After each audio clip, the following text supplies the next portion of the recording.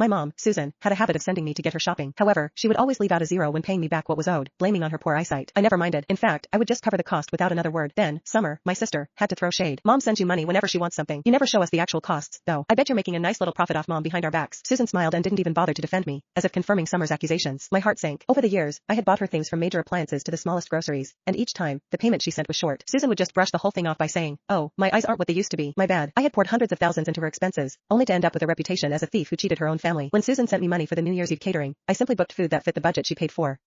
Chapter 1. An awkward silence hung over the room. The people at the dinner table simply stared at the food spread with a mix of emotions. I urged, "Don't just sit there. Dig in." My mother, Susan Bridget, pulled a grimace, holding back an outburst only because others were present. Swallowing her rage, Susan asked, "Is this all of it? Push the waiting staff to hurry up and serve the rest." "This is everything," I replied indifferently before turning to the rest of the family. "Eat up before the food gets cold." Thud. Susan slammed her utensil down, her chest heaving. "We are a table of 12, and this is what you get us?" One family member uttered, "Macy, surely, this is a mistake. This isn't quite the New Year's Eve spread we usually have." In previous years, the family would have a feast with plenty of the finest seafood. This year, the table looked barren, set with only a small buffet. The only thing remotely close to a shellfish blowout was a measly shrimp cocktail. Of course, the family was confused. "No, that's no mistake." I shook my head.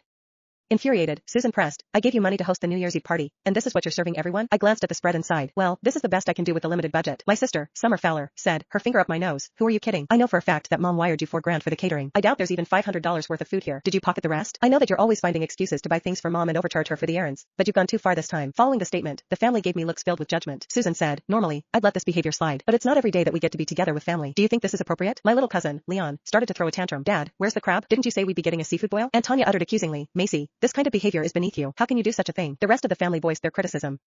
Susan jumped in. "That's enough of this fiasco. Go and fix this with the catering, and that'll be the end of the matter." Taking her cue, the other family members told me to keep the peace and restore the spread to its usual standard. However, I didn't budget. I replied curtly, "That's not happening." "What do you mean by that?" Susan raised her voice. I turned to her. "Have you forgotten, Mom? You only sent me $400, and this is the food all that money could buy." I ended up paying the extra out of pocket since the food was a bit out of budget. Panic fleeted across Susan's face as she hadn't expected me to call her out. Nevertheless, she was quick to cover her tracks. Clearing her throat, Susan kept cutting her eyes at me. "What are you talking about? I sent you $4,000. Summer mocked. "Oh, just give it up. I was there when Mom called you. She told you that the budget was $4,000. How can you claim that you got $400? That's quite a ridiculous cut you're giving yourself."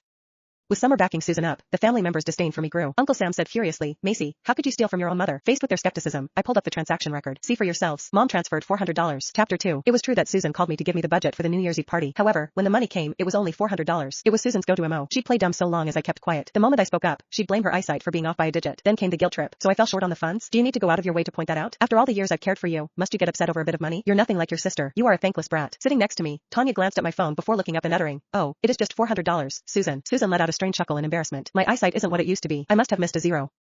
She glared at me. "Why didn't you say something sooner?" Susan reluctantly transferred me the rest of the funds, her voice stiff when she said, "There you go. You have the money. Now, get us a decent spread. Don't keep everybody waiting." Before I could get a word in, Summer beat me to it.